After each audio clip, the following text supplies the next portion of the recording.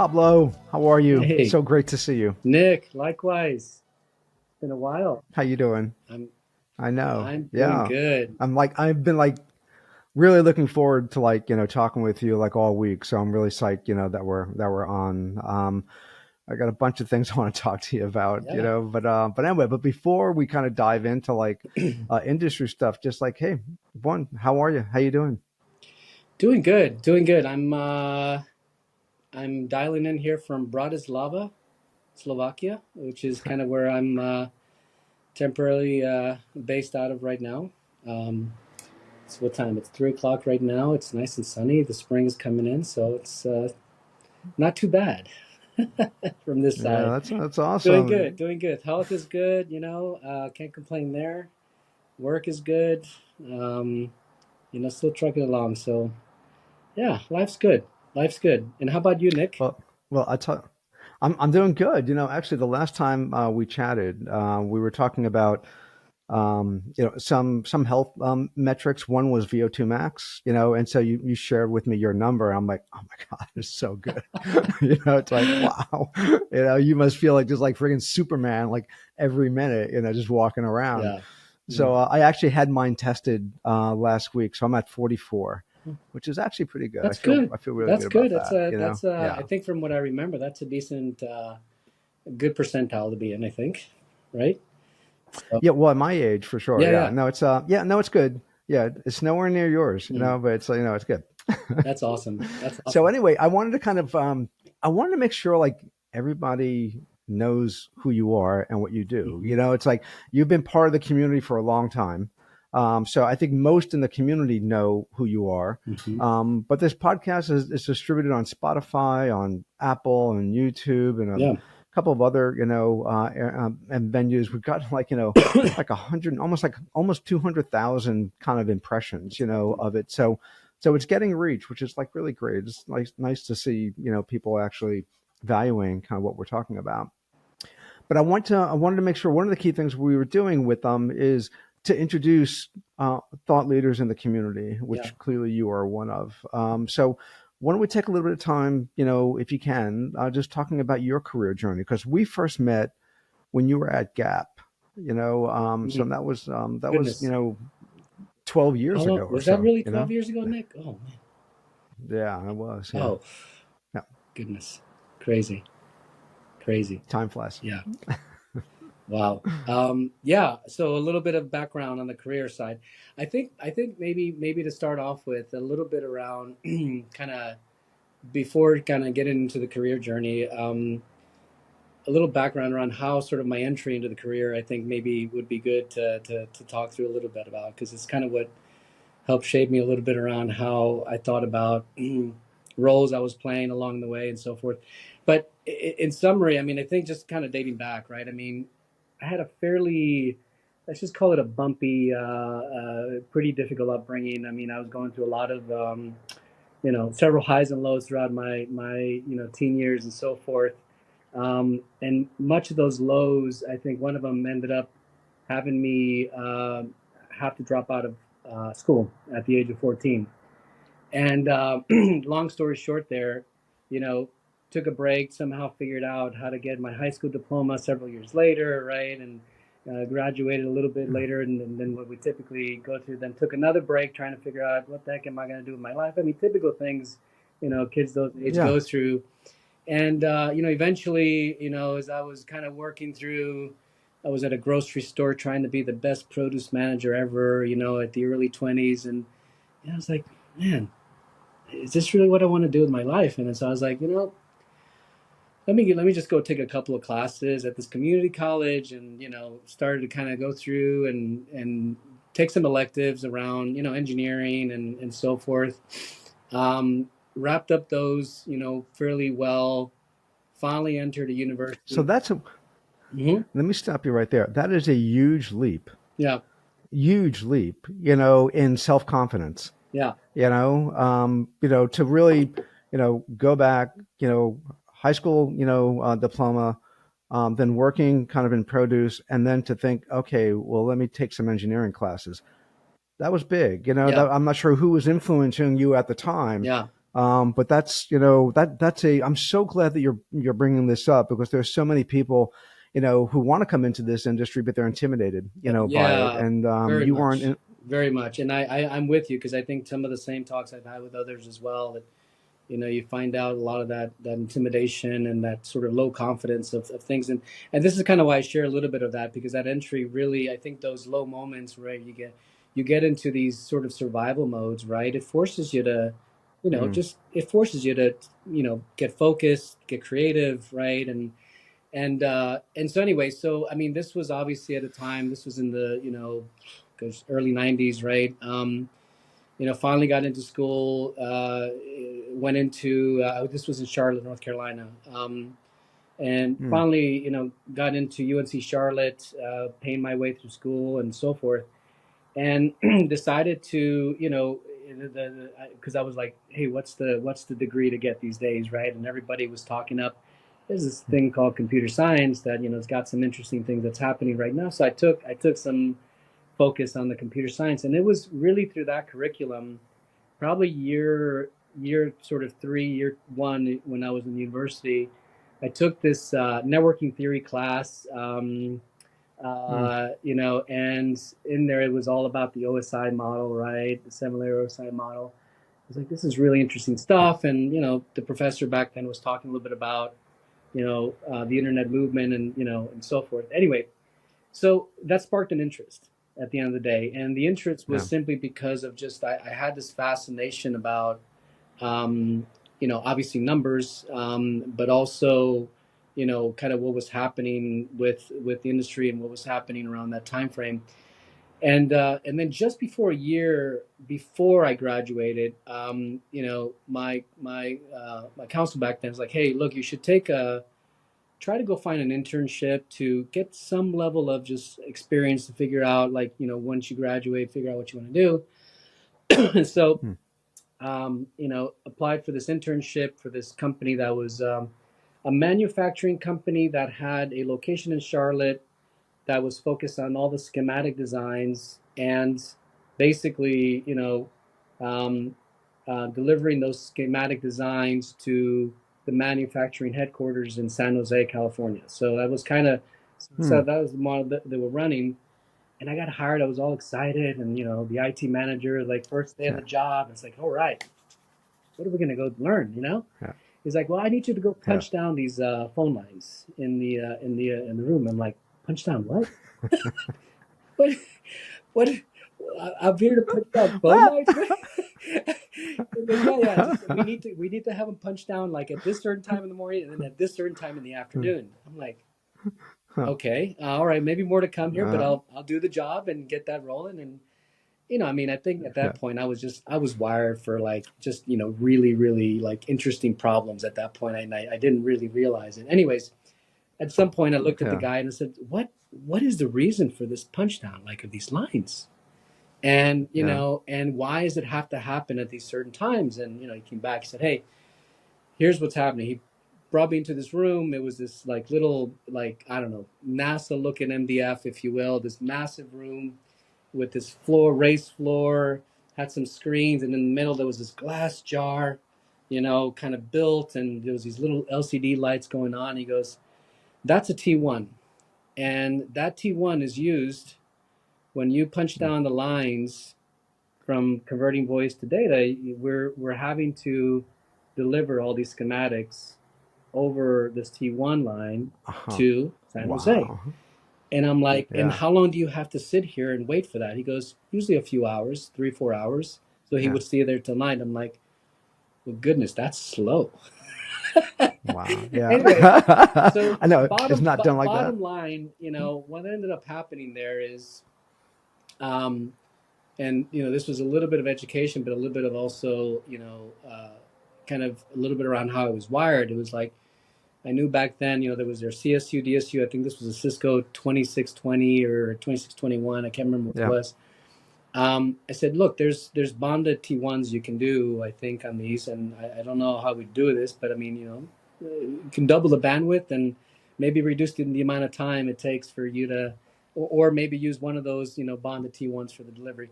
Anyway, bottom line is it ended up it ended up, we put a solution to it and so forth. That was my project for the for the internship until the end of the summer. And this May of 2025 marks, 3 decades ago as to when I had that job and I came in. And that was really my entry into Uh, networking. This was before I got a corporate yeah. job, right? Anyway, long story short, Well, actually, it was like, yeah, go ahead. Go ahead, Ian. no, I'm just saying, like, that's like kind of like, perfect story. It kind of ties in that era. It's like it was Totally. T1 lines, the stuff was expensive. People mostly using them for like 24 voice channels, and then realized, oh, Yeah. data was actually growing a lot faster, and so you had this, data need, so it's like, yeah, no, it actually ties all into that era, Yeah. actually it was Totally. good Totally. experience. Yeah, I mean, it was a great experience, and I think from there on out, right? I mean, graduated, finally was able to graduate with the skin of my teeth, from college, and moved out to Seattle, Washington for kind of personal reasons. Landed a help desk job for about a month. It wasn't working for me. Got a call from this recruiter slash hiring manager. He says, "Hey, we're looking for some top notch network operations folks and engineers." And he says, "Do you have any experience?" I said, "No." I said, "I just got out of school." He says, "Let's talk through." He, interviewed me. I don't even know if it was really an interview. He asked me a few problem solving, sort of questions. Um, Got hired on, and that company ended up being a company called, for those who've been around may know the company Exodus Communications. And for those who don't know Exodus Yeah. Communications, they were mostly the pioneer of Mm. co-location and hosting back in the day when the internet was growing. And honestly, like that job was just for me. I feel like it was sheer luck, timing, the right time, the right place, and it was just wild, wild west with no playbooks associated of just good old networking, Yeah. technology, and just dove in. And that was my first entry into my career. And So what year was that about? Was That that like was mid that was 90s? 90s. Yeah, that was 97. That was 97. Fairly early. I got hired Yeah. on pretty early on. They were going through significant growth. There's a great story out there behind Exodus out for those who are listening. But I mean, it was just at a time when, we were going through this what I would consider one of the largest inflection points for networking with this internet growth and the scale we were going through. So a lot of really interesting problems that just caught my interest in my career. And from there on Yeah. out, I went from Exodus to uh, during the bubble com. I through like a CLEC company from a provider perspective, and then about a decade later, went into this was right around the sort of second wave, if you will, when the iPhone was established. We were going through a lot of digital media, inflection, and that was Yahoo. Where Hmm. again, networks were evolving to an entirely different thing. And then right after Yahoo, I kind of put a pause on, not a pause on my career, but I was really fascinated by just um, you know transformational roles of just being able to you know look at the problem space a little differently, and trying to get really creative around the time frame we were in on the career. Along the way, I got into a management position, leading people and so forth. But it was right after Yahoo when I shifted my career path to more of an enterprise based sectors, and it was Hmm. retail. That's when you and I probably met Gap around the Gap time frame. Yeah. Again, from there it was just really all from there, just focused on the enterprise, different sectors. So I've had a little bit of retail, a little bit of FinOps, I would say, with the Intuit days, and then obviously Target, and then eventually here recently with IBM. So yeah, it's been good. It's been fun. You know what's like the common thread that weaves throughout that story, Pablo, like when you kind of decided to kind of come back in from produce, into studying engineering, and it seemed like your curiosity kind of led you, Hmm. and it was a curiosity to kind of complex systems, Yeah. and that's really to be, what's the word I'm looking for? That's envious. That's really great because like you were really kind of chasing a kind of mental satisfaction of solving, a complex problem. Yeah. And so like ever since, it's like Yahoo, big infrastructure, Gap, big Yeah. infrastructure, Target, big infrastructure, IBM, big infrastructure. Yeah. And, as far as I've known you, you've always had, the domain of a really large, sprawling, a lot of moving parts kind of problems, to Yeah. solve. Yeah. So I think that kind of, Yeah, it's a good way to sum it up. And honestly, I was reflecting on that just recently when I was having a very similar talk about my career journey, because it was interesting along the way. I mean, I had opportunities to go into the product space, like, and I had mhm, opportunities to, I actually had two opportunities to go into entrepreneurship, for a startup. But for some reason, I think the way I was wired, they just did not interest me because I was more fascinated by the problem space during a point of time of transformation, or let's just call it inflection, right? And yeah, that's what really led me to some of these, career moves. And that's also what led me to a shift from, like, what I would consider the sort of hyperscaler mode, provider, service provider, to then enterprise, is because it was a different dimension of a problem space for the business, right? For enabling the business and so forth. yeah. And again, great learning opportunities along the way and so forth. But it's been fun. I mean, and I have to say, it's hard. It really blows my mind after 30 years of doing what I'm doing. I freaking love it. Yeah. It's just so fun. It's so much fun, right? And Hmm. yeah, and I'm still fascinated by all the opportunities ahead. So What I'm amazed about, like, from the collective journey that we've all been on, yeah. especially in the networking space, is how TCP/IP has been able to not only scale as a protocol, and as a governing body. The IEEE has done a really good job, in the earlier days, um, but also have that what we were doing, we were all kind of solving particular problems, and we didn't really understand the bigger picture. I don't think many of us understood the bigger picture, that this actually would become the backbone of the economy, Hmm. and of digital economy and the digital assets. And Yeah. now it's like, what's resting on top of that is now the AI era that we're coming into. That was, I know I didn't. It was more like heads down, at during the 90s Yeah. in particular. It was like heads down, kind of just doing what I had to do. Like, I think I came into the workforce in the mid 80s. I worked at DEC. Hmm. And so I was working on local area networks and the Hmm. first routers that came out, and so, that was, we really didn't have, much of a vision, you know, um, Yeah. of how this whole thing was going to unfold. So Unfold. Yeah. anyway, just nice how it was nice to be an honor, really, not nice. It really kind of is an honor to be part of, that, I agree. and to contribute, I totally that, agree. Yeah, I strongly really, agree. That's what I'm yeah, saying. It just happened to be an area that, we just, kind of sort of dove into and immersed in. Like I said, I always like to describe it. Maybe you went to the same thing. I mean, it really was the Wild Wild West, because there was no playbook yeah, associated back then yeah, to solving solutions. Like, yeah, because the growth was just substantial and the shift was just amazing, which was, to me, the fascination behind it. Right? Yeah. yeah. So let's go on present day. So, obviously, I'm not looking for you to disclose anything, private, Yeah. nor will you. Right. You're Right. smart. You're not going to do that.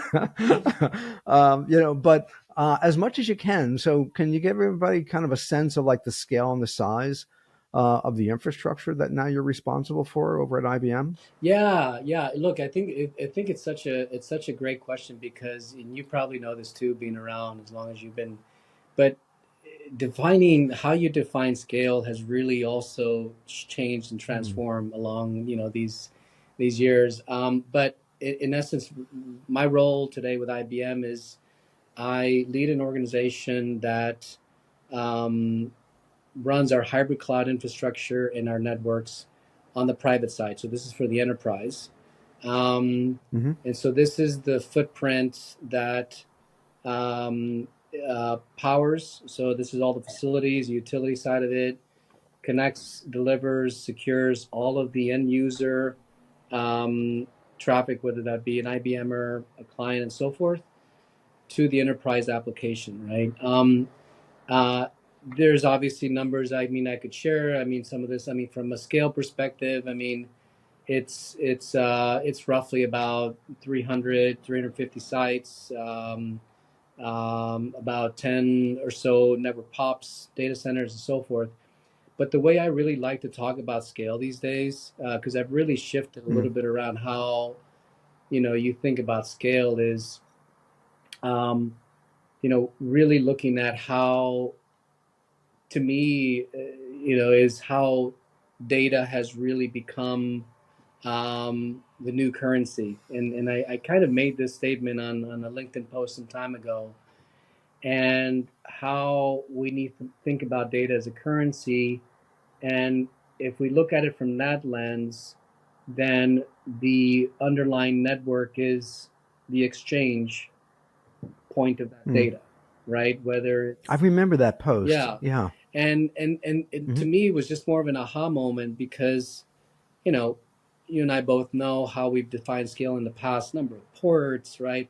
How much bandwidth, what's Yeah. your capacity look like? What is your band, how many VIPs do you run on your load balancing? What's your DNS? I mean, to me, those are interesting scale numbers back in the day. But today, I think it's really all about the scale of the data that you're having to operate, right? And that operation is all Yeah. about, for the network, it's core to enabling the technology that is at the forefront, right? So today, from that side of it, we run probably about close to about a petabyte of data on a Hmm. monthly average. And I was Mm. giving a little bit of that, of an analogous to that, to somebody the other day.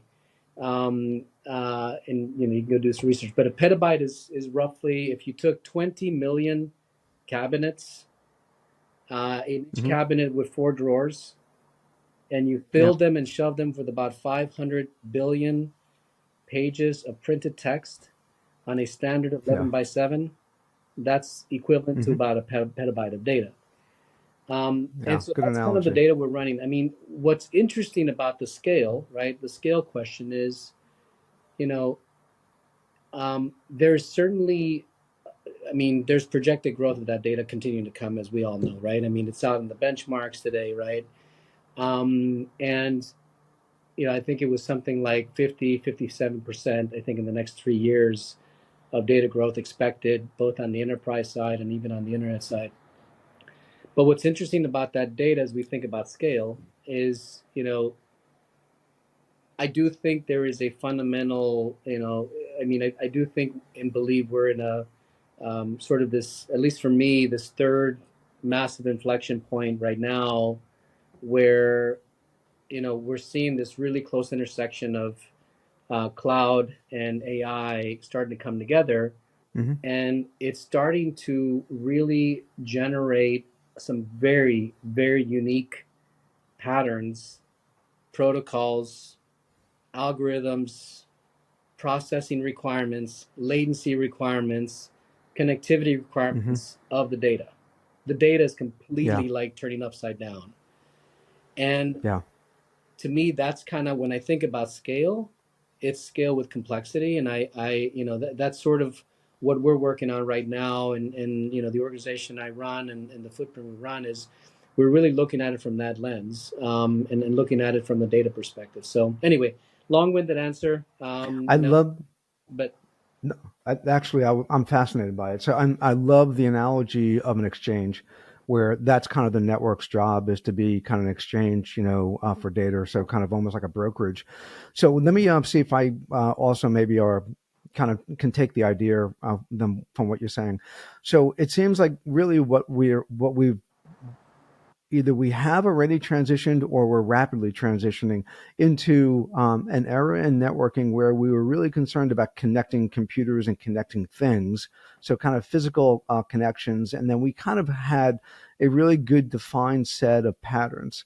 and that would be traffic patterns, latency patterns. We knew how to deal with all those traffics. We optimized a lot of manual optimization for particular applications. And what we're really now moving towards is, and especially, you mentioned AI and cloud. I think there's that, and I think there's probably other, segments too, especially as we move into agentic. Is Hmm. that data now is data gravity will change, the data traffic patterns, or Hmm. traffic patterns will change. Latency requirements for particular applications will change Yeah. and are changing. The way in which applications actually communicate and need access to that data, so the way in which applications signal and interact with that Hmm. infrastructure Hmm. will change. Security Yeah. then will change. We've been moving away from firewalls, so this really kind of also talks about a very highly integrated security posture and security tools Hmm. that are now built really within the infrastructure. Yeah. So is that kind of what you're getting at? Is those Very, very kinds of much. I think that's a good kind of way to summarize it, because when I think about it from the sense that it's an exchange, it's a sort of an exchange hub, if you will, of that data, and you look at the underlying data and you study sort of the nuances of what that data brings, then it becomes a very well defined problem that you have to go Mhm. and figure out and solve for, especially given the fact that the data is starting to come in. And I mean, obviously, the data, a lot of that growth of data is, for me, I mean, and I think we're seeing this definitely in the industries, it's from a new wave of applications coming from AI, right? If you look at the application workload of an AI and you really look underneath the hood, right, those flows are Mm. completely different than what we're used to and accustomed to in the historic network days. Yeah.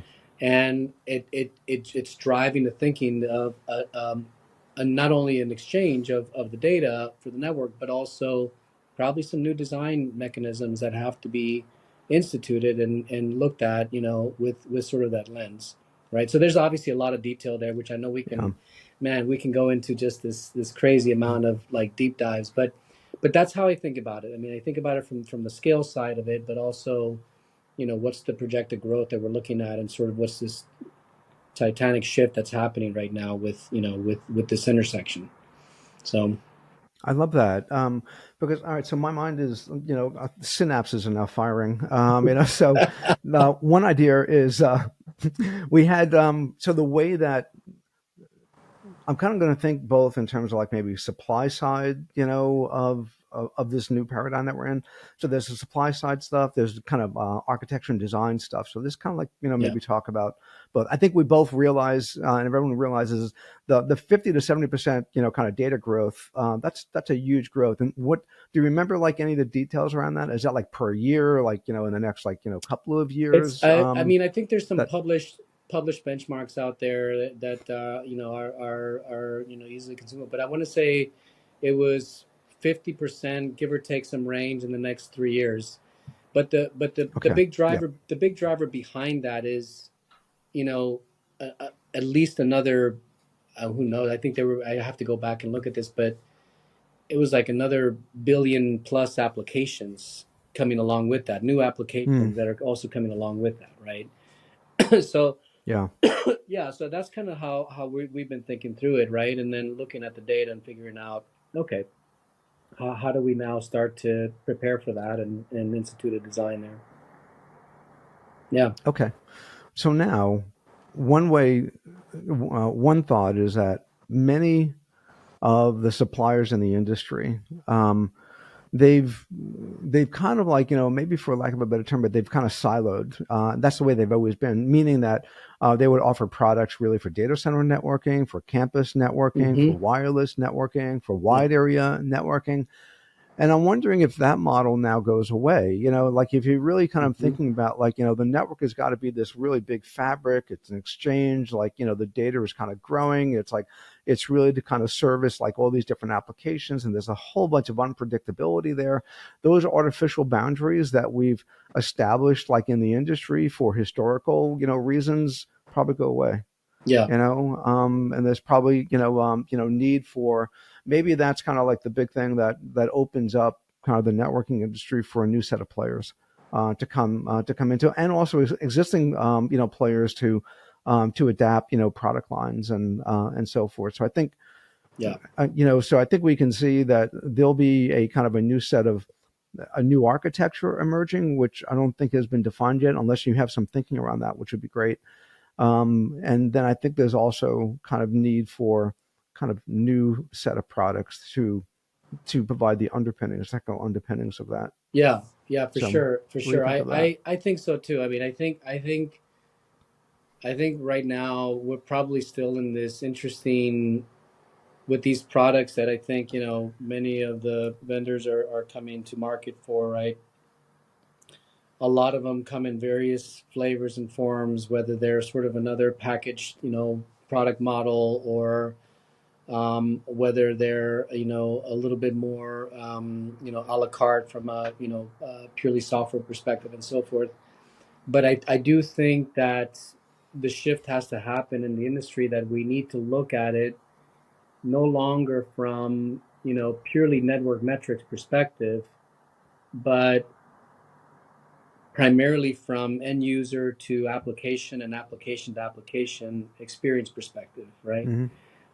Yeah. And if you look at it with that lens, with the data on top of it that's coming, I think you'll start to see, and we certainly have a new architectural design that is still evolving for on our end, still kind of confidential behind the scenes, but a lot of it is really focused on how do you ensure that when you are connecting an end user to, say, an enterprise application, that you have essentially um, the um, the right elements of um, solutions that are all focused on an application led type of solution, if you will, right? Mm. And I think there's just all sorts of mechanisms of, you start to look at things like, how do you think about the software stack, and begin looking at how that software now becomes this entity of a security layer, right? Or how does it load balance across the traffic? I mean, there's a whole slew of other things that I think is bringing new light around the data itself, right? And in terms of how we need to think about it, right? Yeah. It's interesting as it's, um, it's as I start to think about kind of how do you how do you manifest, how do you design, kind of this kind of exchange. A part of my mind, I think it's probably just by habit, kind of goes into like drawing lines and and bandwidth and pipes, and kind of structures, Yeah, stuff like that. So I kind of, my mind immediately goes there, but then I'm thinking, I really don't think about the physical aspect of that. That stuff will stay in place, that will have to scale, that will grow, in kind of commensurate, with the data.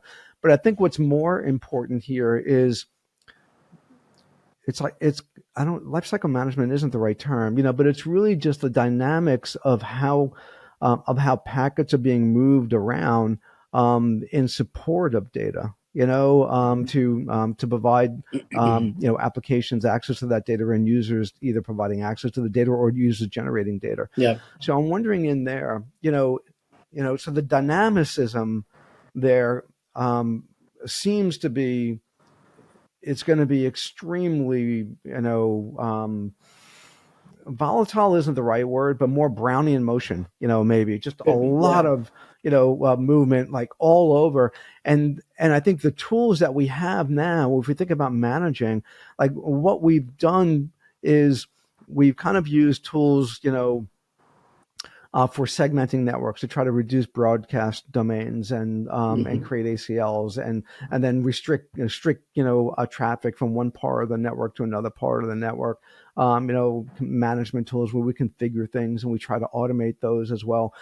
I'm thinking like a lot of that gets antiquated yeah, in this model, and that becomes just too rigid, too slow to be able to deal with this onslaught of data traffic and growth and the dynamics in there, and that really more automated control needs to be the underlying control plane.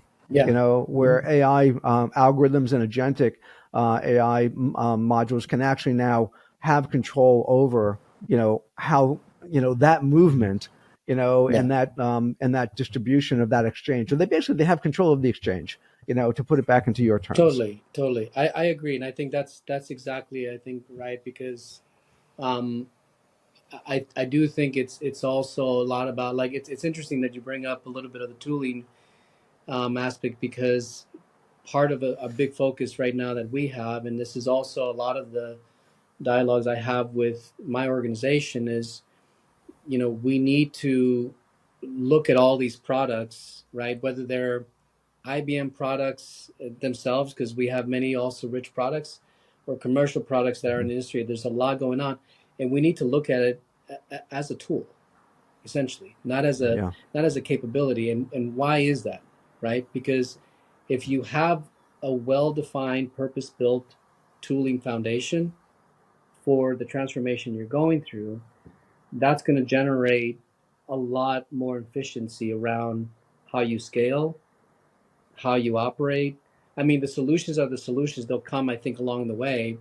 But I think this really unlocks a lot of the, you know, innovative solutions that have to come from the teams themselves around how they actually can be armed with the right tooling stack. And I think Yeah. the challenge has been in the past, and you've seen this, right? I mean, a lot of these products that are out there, right? They come in with a bundled tooling stack. They come in with, a very specific set of capabilities, and it's just, we have to rethink it from that angle as well, right? And I think that's a big Mm. focus for us right now. Is it really is redefining, kind of the tooling framework, if you will, focused around how we are going to drive efficiencies really for the teams in general, right? I mean, that's a Yeah. big focus. That's awesome. Yeah, that's I love this conversation. So then, if we think about kind of staffing and skill sets, as the tool framework, love that term, as that kind of changes as well, then skill sets need to change, also. So how are you thinking in terms of like network operations or security operations, Hmm. and those stuff? So like obviously, there's been a lot of discussion about how LLMs could help upskill, maybe a level one kind of network engineer or security engineer, maybe to a level two, because Yeah. they have co-pilots and they have ways in which they can, do a better job, much quicker. Um, What's your kind of view on the staffing side of this? Like, Yeah, that's a big question. I'm going to try to get my thoughts gathered here on how to answer that, because there's so many evolving pieces happening right now with the skills, aspects of things, right? So let me maybe start out with the way I kind of see a lot of the, work that's happening right now with AI, right? I mean, I like to I'd like to divide a lot of the work that's happening in the industry with AI across three dimensions, right? The first dimension is there are AI based um, deployments that are occurring to help drive efficiencies for day to day tasks, right? Productivity based. yeah. There's a second bucket of AI, and this comes really a lot of it in between Gen AI and some of the other parts of it, where a lot of the focus has been around instituting AI into your workflow processes. So this is now into, Hmm. your typical workflow processes of a business and so forth. And then the third and final one is all of the AI innovative stuff, the shiny stuff that's happening with, whether it's, all the chat bots and what's happening there. You see, I mean, just a whole slew of stuff, right? Um,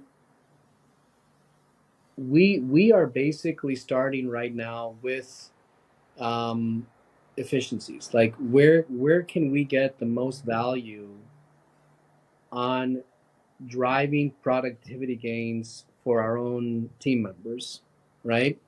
Yeah. And that's where a lot of the big focus is on right now. So we are working on some things that we've already started to roll out in production internally that are showing some significant returns and some pretty amazing results, primarily around productivity, right? So this is Hmm. truly efficiencies of scale.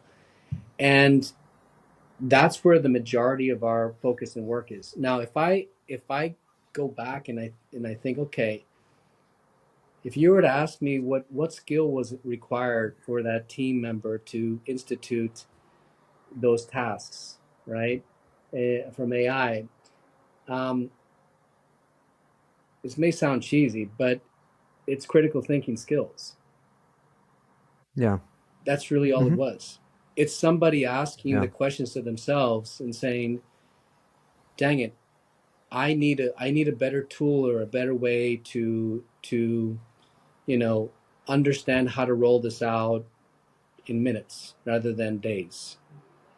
Mm. Or um, I'm really tired of seeing all of these service tickets come in, and continuing to have Yeah. network be the blame for everything. Mhm. um, what can I do to institute some efficiencies there, right? So these little Yeah. low hanging fruits, and I will tell you, to me, I look at them as marginal gains, Mm. right? And those marginal gains, man, Yeah. I'll tell you, they add up so Yeah. fast, so Mm. fast. Because at the end of the Yeah. day, you still need a networking skill to Yeah. ask yourself those questions, and you have to be at the front line of operations, and you have to understand, like, what are you really trying to solve, right? Yeah. And the exciting part is the tech is there, like, it's pretty exciting stuff. We just actually published a press release not too long ago, um, and a partnership where we developed a Watson X, you know let's just call it, it's in the bucket of AI ops, basically, right? It's Hmm. for our Wi-Fi. And I mean, it was a breakthrough for the team, right? I mean, pretty amazing Mm. stuff, right? And so anyway, so that's hopefully, I don't know if I answered the question directly, but I think on the AI front, I mean, right now it's just focus on what productivity gain value is we going to focus on, and make it time bound, right? And Yeah. don't focus on anything else. Just don't focus on Yeah. anything else. Because the more you build momentum in that, right, Yeah. that's just going to breed motivation for the team. And the more motivation that you breed, what happens? You just create this Yeah. incredible, powerful cycle of progress and reward. And all of a sudden, Yeah. it picks up. It's a snowball, right? So that's kind of how we're sort of trying to operate and transform into, from an organizational perspective. But the bottom line is, you still need the technology skills, and you still need to determine how do you think about what solutions we need to anticipate that are needed for this growth that's coming in too, right? I mean, so there's a lot of Yeah. networking, software development skills that are still needed there. Certainly a lot of infrastructure, cloud type of skills that are also needed there. So there's a lot happening there from that front as well. Yeah, that's such great advice, to really kind of focus on efficiency at first, and really it's those folks that have critical thinking skills and have a baseline understanding of how networks work, so they know the right questions to ask. And then Exactly. if they know the right questions to ask, then okay, I have these various different tools, and they could just be like Claude, for example, that does a really great job in writing code, and you Yeah, can now all of a sudden start to like prompt Claude to like write a tool for exactly. solving a particular problem that you Yeah, have. that's So exactly I right. think, And this is why I see AI as truly it's a tool. It really is a tool if you really think hmm, about it, right? And I go back to also this example of, like, you know, um, um, when I was at Yahoo, and the back in that day when a lot of the index searching algorithms were being developed, right, for searching all the web pages. Hmm. If you go think back at those days, also, like, initially it started out with you had to type, I don't know, you might remember, you had to type in the right keywords in order to get Yeah. an output that you were Yeah. hopefully looking for. Then that evolved to, Yeah. like, all of a sudden caching and sort of crowdsourcing, and now it's like you put in a couple of letters and it knows exactly what you're trying to prompt for, right? Right. To me, like, when I think about prompt engineering, for example, for AI, like, Yeah. let's talk about chatbots for a Yeah. second. If I've Yeah. got a network engineer asking it questions, they're going to need to not have the skills of what questions to ask as well, right? Yeah. And I think this Yeah. is where I say to you is I see it as a tool, right, at the end of the day. And that's kind of where the big focus should be. Yeah, prompt engineering is a thing. I never really thought that much about It it, is. but we actually have a workshop, in the spring conference in Dallas on prompt engineering from Caltech, Yeah, was teaching it, and it's it's like huge. it's going like It's gangbusters. Like, huge. yeah, Yeah. people are like, signing up for it. I think It's people yeah, underestimate it, just but I think it's a good skill to have. I mean, right? And because you got to really think through around, how are you prompting for something that you're looking to gain, but you have to know something about that prompt to to actually, yeah, get what you want to get out of it, right? Right. So, for anyways, sure. yeah, Yeah. Now this has been really good. Let's kind of wind down a little bit about yeah, around vision. So actually, I think we covered a good amount of vision around just how kind of networks are fundamentally changing. I thought that was like really good. But do you have like a broader view as to like not just the network infrastructure, but kind of like almost like what does it mean to be an enterprise like in an AI era? It's like the other parts outside of infrastructure. I'm sure you see this all the time at IBM. Like IBM was like there with Watson like really early on, but it's like the whole kind of enterprise software ecosystem is now being rethought with agentic systems and moving away from kind of SaaS monolithic, really large SaaS mhm. software. And so that's one area. The other area is kind of like just rethinking kind of workflows, rethinking like how business value is being created within corporations. Do you have an idea? Do you have like have you thought through? Okay, well, what does this future kind of look like in the next few years? Like 3 to 5 years. Yeah. No, it's a great question, boy, and that's a tough one right now because I think it is still, I mean, I think we're just at the beginning phases of it. I mean, I do think there is a tremendous amount of value around focusing AI now on under the enterprise umbrella because, as you may well know, right, all of the AI stuff really started in the internet type of ecosystem, and Yeah, now there's a big focus around the enterprise. And I do see a tremendous amount of value coming out of how this kind of falls into the second bucket I was mentioning, which is how can you effectively institute AI into some of your workflows, processes, right? Your enterprise systems where, it is driving meaningful value around, you know, honestly, things like just simple business decisions that have to be made, in minutes or seconds, right? Compared to, say, decisions that have to be made based on a quarterly assessment of you know because the data, I think, is there. So I think I do. I mean, not to. I don't like making predictions, but I mean, I can see, so for sure, um, a lot of the way of how an enterprise functions as a business and based on the business value that they're trying to hmm, drive. I think there's a tremendous amount of opportunity there, um, for companies to really look at this with the lens of, again, it's productivity at the core of it, in my opinion, and yeah, then that could potentially evolve into a lot more innovative, sort of aspects of AI where today what I feel is kind of the opposite. Is it's more like too much focus on the innovative stuff and much less focus on the workflows that could really drive value for business, right? So think through, for example, like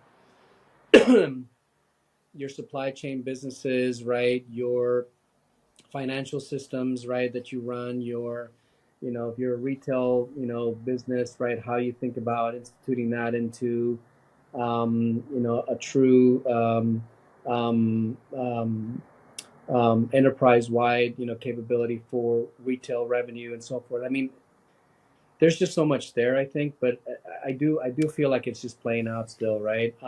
I don't think, again, I still don't know if how this is going to be, where this is going to sort of drop into the technology bucket, if you will, right? I mean, IBM is obviously at the forefront of doing a lot there with Watson X and and so forth, but and it's still, I think it still needs to shake out, right? And I think we're just getting started as well from that angle too. Yeah. Yeah, I'm with you. It's like, the only good thing about kind of predictions, is like in 2 years, nobody remembers what the prediction was, So it's like, it's okay if you're wrong. I know, I Yeah, know. everybody, That's why everybody gets a pass. everybody gets a pass. I mean, but fundamentally, I think again, just it is pretty exciting. It's pretty amazing. It's just, I think the challenge is where do you put your focus and investments in, Yeah. now, right? and and then Yeah. just try to validate in those investments along the way. Yeah. I'm with you. It's like there's a part of me that basically says, that thinks that, there are corporations that have been around for a long time, like, and this is mostly the financials, where they have an established business and a value, and banks, it's all about trust, and then they build IT around that, to facilitate, that trust and to make things more efficient and so forth. And then there are other companies that have taken technologies to create business value, and to sell that, you Hmm. know. And I'm kind of thinking what happens, in this era is more of the latter. It's like there's what's the new business value that can be created, with these tools around cloud, and AI and, quantum. It's like I'm actually like scary surprised about how quick all of a sudden quantum is like coming online. Oh yeah. But I'm thinking, like, these technologies are just so powerful, that they'll create totally different ways in which to create value, and I think those would Mhm. be some of the most successful companies, in this kind of, this new AI era that we're Agree. entering into. Agree. So Yeah. Yeah. Good stuff. anyway, Yeah. Pablo, this was like so much fun. We covered really a lot of ground, and I was fascinated by it, and, just want to thank you for taking the time and sharing your thought leadership with everyone. So, thanks so much. Absolutely, Nick. Thank you for having me. This was great. This was fun. Awesome, great. Thank you everyone for plugging in, as well. Thank you.